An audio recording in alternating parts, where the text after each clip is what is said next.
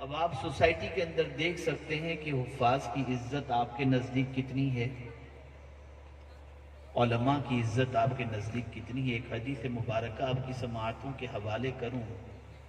آقائے کریم صلی اللہ علیہ وسلم نے فرمایا، عالم بنو یا طالب علم بنو، یا عالم کی بات سننے والے بنو، یا عالم سے محبت کرنے والے بنو، پانچویں مت بننا ورنہ ہلاک ہو جاؤ۔ آج اسی پانچویں کی فہرست کے اندر ہماری قوم زیادہ تر نظر آ رہی ہے، اللہ ماشاء اللہ۔ جب ہم مسلمان ہو کر دین علم کی اہمیت کو نہیں سمجھیں گے اور دینی تعلیم اور قرآن مقدس کی تعلیم کی اہمیت کو نہیں سمجھیں گے تو کون سمجھے گا؟ اب میں 2-3 حدیثیں آپ کی سماعتوں کے حوالے کروں۔ یہ بچے جن کو آج دستار حفظ اور سند حفظ سے نوازا جائے گا، جنہوں نے صبح سے لے کر رات تک قرآن مقدس پڑھا اور ان کے اساتذہ نے ان کا قرآن سنا، وقت پورا گھر چھوڑ کر، آرام چھوڑ کر، ماں باپ کو چھوڑ کر، رشتہ دار کو چھوڑ کر لگ گئے بیچارے اپنی بچپنے کی کھیل کود کی زندگی کو بھی ترک کر کے قرآن حفظ کرنے میں لگ گئے۔ اب ایسوں کے بارے میں حضور صلی اللہ علیہ وسلم کیا فرماتے ہیں؟ آقائے کریم صلی اللہ علیہ وسلم نے ارشاد فرمایا کہ رب ارشاد فرماتا ہے کہ جس شخص کو میرا ذکر، جو شخص میرا ذکر اور مجھ سے دعا کرنے میں اس لیے رکا، میرا ذکر کرنے سے اور مجھ سے مانگنے سے اس لیے رکا کہ وہ وقت وہ تلاوت قرآن مقدس میں خرچ کرتا ہے، تو اللہ عز و جل ارشاد فرماتا ہے اس کے سوال سے بھی افضل چیز میں اسے عطا کر دوں گا۔ سبحان اللہ۔ جو وہ مانگنے والا تھا اس سے بہتر میں عطا کر دوں۔ یعنی ایک آدمی قرآن شریف کی تلاوت میں اتنا ڈوب گیا کہ دعا کا وقت بھی اس نے تلاوت میں خرچ کر دیا، تسبیح و تحلیل کا وقت بھی اس نے قرآن کی تلاوت میں خرچ کر دیا۔ اب خدا سے نہ بھی مانگے تو میرا کریم اپنے فضل سے ایسے تلاوت کرنے والے کو اس کے طلب سے بھی افضل چیز عطا فرمائے۔ سبحان اللہ۔ اب جس قوم کا مزاج یہ ہو کہ واٹس ایپ اور ٹی وی سے ہی اس کو فرصت نہ ملتی اور ٹائم نہ ہو قرآن پڑھنے کو، اس کا کیا کریں گے؟ اور ان مدرسوں کی اہمیت کیا ہے جانتے ہیں؟ جب بغداد کی سرزمین پر پلیگ کی بیماری پھیلی اور اس وقت سیدنا غوث الثقلین رضی اللہ المولا تبارک و تعالی عنہ کی بارگاہ میں لوگ حاضر آئے اور عرض کیا حضور طاعون کی بیماری سے لوگ مر رہے ہیں، آپ کچھ کریں۔ تو غوث پاک رضی اللہ تعالی عنہ نے فرمایا میرے مدرسے کی گھاس اٹھاؤ، مریضوں کو کھلا دو، سبحان اللہ، شفا ہو جائے۔ سبحان اللہ۔ کسی پوچھنے والے نے پوچھا کہ حضور مدرسے کی گھاس میں یہ تاثیر کی وجہ؟ ارشاد فرماتے ہیں جس مدرسے کی گھاس پر قرآن پڑھنے والے اور قال قال رسول اللہ پڑھنے والے چلتے ہوں، اس مدرسے کی گھاس میں اللہ شفا کی تاثیر پیدا کرتا ہے۔ سبحان اللہ۔ سبحان اللہ۔ اے رسول گرامی وقار صلی اللہ علیہ وسلم کے پیارے دیوانوں، میرے آقا صلی اللہ علیہ وسلم فرماتے ہیں قرآن پڑھو، قرآن پڑھا کرو، اس لیے کہ یہ قرآن قیامت کے دن تمہاری شفاعت کرے گا۔ سبحان اللہ۔ اب جس قوم کو قرآن پڑھنا ہی نہ آتا ہو تو ہم اپنی اولاد کو سب کچھ سکھاتے ہیں، قرآن نہیں سکھاتے۔ اور حد تو یہ ہے سیکھنے سکھانے کا کام جہاں ہوتا ہو وہاں بھی کچھ اس قسم کی باتیں ہوتی ہیں کہ یہ کام بھی نہ ہو، ایسا نہیں ہونا چاہیے۔ سنی دعوت اسلامی کا مقصد کیا ہے؟ کسی نے مجھ سے پوچھا کہ سنی دعوت اسلامی کا مقصد کیا ہے؟ میں نے کہا میں آپ کو وہی جواب دوں گا جو کسی نے شیر بے شیر اہل سنت علیہ رحمت اللہ رضوان سے اعلیٰ حضرت کے بارے میں پوچھا تھا۔ کسی نے حضور شیر بے شیر اہل سنت علیہ رحمہ سے پوچھا کہ اعلیٰ حضرت نے کتنے کافر کو مسلمان کیا؟ تو हुजूर शेर बेशा अहले सुन्नत अलैहिर्रहमा ने जवाब में इरशाद फरमाया, ये तो नहीं मालूम कि आला हजरत ने कितने काफिर को मुसलमान किया, लेकिन इतना मुझे मालूम है कि करोड़ों मुसलमानों को काफिर होने से बचा दिया। हाय हाय सुभान अल्लाह अल्लाह या रसूल अल्लाह। क्या ये सच नहीं है कि तहरीक से वाबस्ता होने के बाद लोग गुस्ताखे रसूल के टोले में जाने से बचे? क्या नमाज के पाबंद बने? जो लोग तबलीगी जमात में जाकर के चिल्ले लगा करके अपना ईमान बेच देते थे, अब तहरीक के काफले में जाकर चेहरा भी सजा रहे हैं और नमाज के पाबंद भी। सुभान अल्लाह।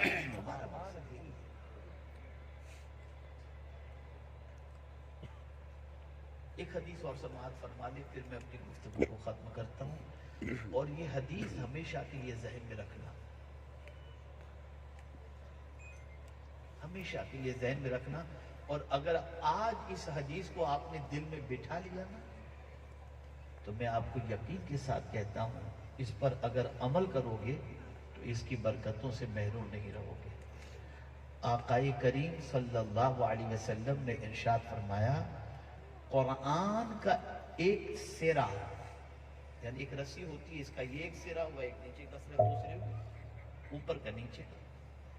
तो आका करीम सल्लल्लाहु अलैहि वसल्लम फरमाते हैं, कुरान का एक सिरा यानी एक किनारा अल्लाह के दस्ते कुदरत में है, सुभान अल्लाह। सुभान और दूसरा सिरा जो कुरान पढ़ता है उसके हाथ में है। सुभान अल्लाह। सरकार सल्लल्लाहु अलैहि वसल्लम फरमाते हैं, कुरान को थाम लो, कभी गुमराह नहीं हो। सुभान अल्लाह।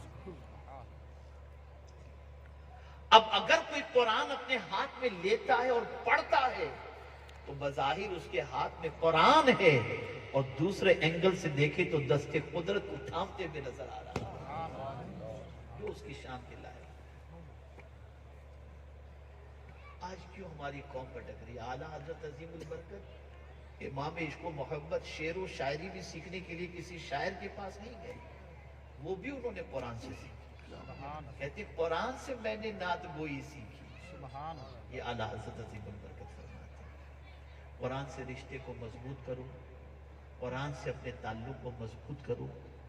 ये कुरान दिल के सुकून का जरिया है, ये कुरान कल्ब की तस्कीन का सामान है, ये कुरान दिल की बीमारियों का इलाज है, ये कुरान हर मुसीबत का इलाज है, ये कुरान हर परेशानी का इलाज है, ये कुरान हर दुख का इलाज है।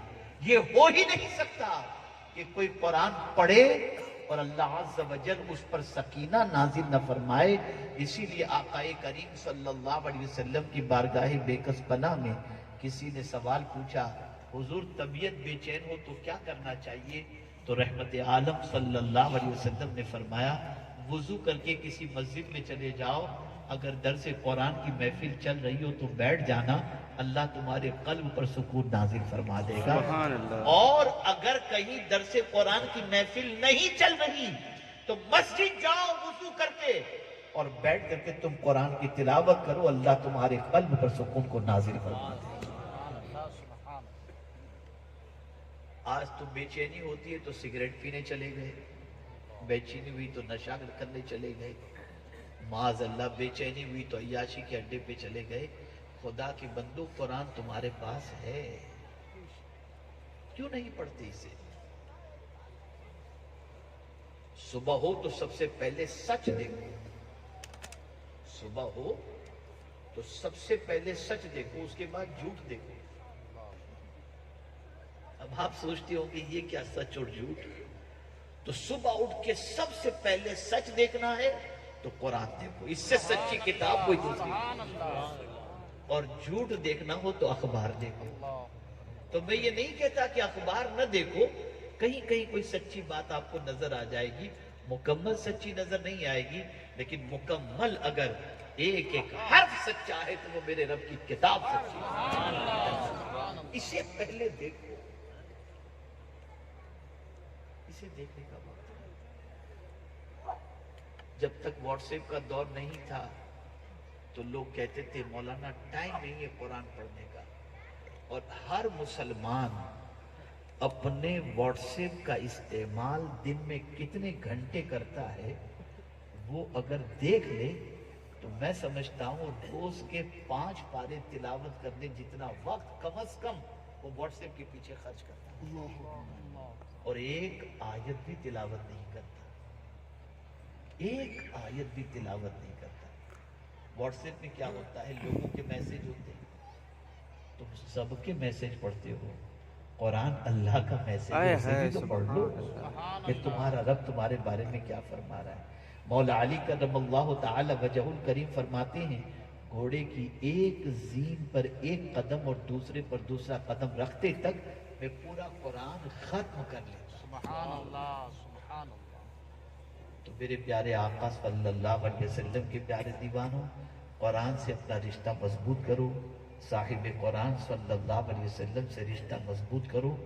جب تک کہ یہ دو سے تعلق مضبوط نہیں کرو گے، نہ تمہارے پاس توانائی آئے گی، نہ تمہارے قلب کو تسکین کا سامان ملے گا، اور نہ تمہاری پریشانیاں دور ہوں گی۔ قرآن نازل ہی اس لیے ہوا تاکہ تمہارے دل کو اللہ شفا عطا فرما دے قرآن کے ذریعے، اور پروردگار نے اپنے محبوب صلی اللہ علیہ وسلم کو بھیجا ہی اس لیے تاکہ تمہاری بے چینی اور بے قراری کا علاج ہو۔ اسی کو میرے امام نے بڑے پیارے انداز میں کیا کہا ہے، اور کیا ہی خوب کہا ہے، ان کے نثار کوئی کیسے ہی رنج میں ہوگی، جب یاد آ گئے ہیں سب غم بھلا دیے ہیں، دن کا بھی تو ہمارے ہلائے نہیں ہلتا، تم جو چاہو تو ہو جائیں ابھی کوہ محن پھول۔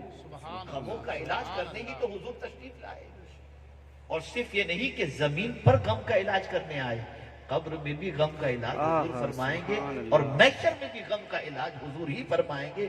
لیکن افسوس آقا کریم صلی اللہ علیہ وسلم سے اور قرآن سے تعلق اتنا کمزور ہو چکا، اتنا کمزور ہو چکا، اتنا کمزور ہو چکا کہ بڑی معذرت کے ساتھ کہ اب تو ٹوٹنے کے قریب نظر آ رہا۔ آخری بات، اگر ضمیر زندہ ہے اور سننے کی سعادت اللہ نے آپ کو یقیناً عطا فرمائی ہے، لیکن سننے کے سلسلے میں آپ کی نیت درست ہے، تو میرا یہ جملہ ذہن میں رکھو۔ دنیا کے مختلف ملکوں کا میں نے دورہ کیا اللہ کی توفیق سے، ابھی برطانیہ، امریکہ، دبئی، مدینہ منورہ، مکہ مکرمہ، بغداد مقدس، تقریباً کئی ممالک کا دورہ کر کے ابھی حاضر ہوا۔ میں نے آبزرویشن کیا، تجزیہ کیا، اس سے پہلے بھی کیا تھا اور اب کی مرتبہ بھی میں نے کیا۔ غور سے سنیے گا جو بات عرض کرنے جا رہا ہوں۔ جو نئے مسلمان بن رہے ہیں انگریز، جتنے انگریز نئے مسلمان بن رہے ہیں، ان میں سے 90% ایسے مسلمان بنے ہیں جن کو قرآن صحیح طور پر مخرج کے ساتھ پڑھنا آتا ہے۔ اور یہ میرا آبزرویشن ہے کہ پیدائشی 90% سے زیادہ ایسے مسلمان ہیں جن کو قرآن پڑھنا ہی نہیں آتا۔ اللہ اکبر۔ قرآن پڑھنا ہی نہیں، آپ نے سیکھنے کی کوشش کی، توجہ دی کبھی آپ نے؟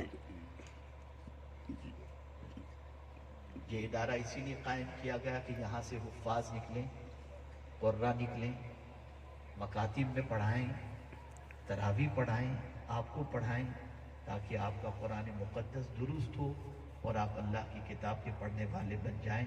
اے رسول اعظم صلی اللہ تعالی علیہ وسلم کے دیوانوں، اس بات کو اچھی طریقے سے ذہن میں رکھو، اب وقت بات کرنے کا نہیں، کام کرنے کا ہے۔ اور اسی لیے میرے امام نے واضح لفظوں میں فرما دیا، یہ نہیں فرما دیا کہ میں بات کروں جس سے سرکار آپ راضی ہو جائیں، نہیں، فرماتے کام وہ لے لیجئے، سبحان اللہ، کام وہ لے لیجئے تم کو جو راضی کر۔ آج ضرورت ہے کام کرنے کی، بات کرنے کی نہیں۔ بات تو بہت ہوتی ہے اور ہوتی رہے گی، کام کرو، اس لیے کہ اللہ کام دیکھتا ہے، اللہ کے رسول کام دیکھتے ہیں، مومنین کام دیکھتے ہیں۔ قرآن کہتا ہے وَقُلْ اعْمَلُوا فَسَيَرَى اللَّهُ عَمَلَكُمْ وَرَسُولُهُ وَالْمُؤْمِنُونَ۔ میرے محبوب صلی اللہ علیہ وسلم آپ فرما دیں کام کرو، عمل کرو، اللہ اس کے رسول اور مومنین تمہارے کام کو دیکھیں گے۔ اس لیے میں گزارش کرتا ہوں باتوں میں وقت ضائع کرنے کی بجائے کام پر توجہ دیں، خود بھی قرآن سیکھیں، اپنی اولاد کو بھی قرآن سکھائیں، محلے والوں کو بھی قرآن سکھائیں. حضور صلی اللہ علیہ وسلم نے تاکید فرمائی تھی صحابہ سے کہ جو قرآن سیکھ چکا ہے وہ اپنے پڑوسیوں کو قرآن سکھائے. تاکید فرمائی حضور صلی اللہ علیہ وسلم. اب جو ہم خود ہی نہیں جانتے اپنی اولاد کو کیا سکھائیں گے. میں آپ کو صرف ایک ترغیب کے لیے بتا رہا ہوں, کوئی اپنی ہوشیاری دکھانے کے لیے نہیں. الحمدللہ میری اہلیہ کا قرآن میں نے خود سنا تھا, ٹھیک تھا, لیکن میں نے سوچا مخرج کے ساتھ, کم از کم میری بیوی اس وقت 57-58 سال کی ہوں گی, میں نے ایک بہترین قاریہ اور عالمہ ان کے لیے رکھا.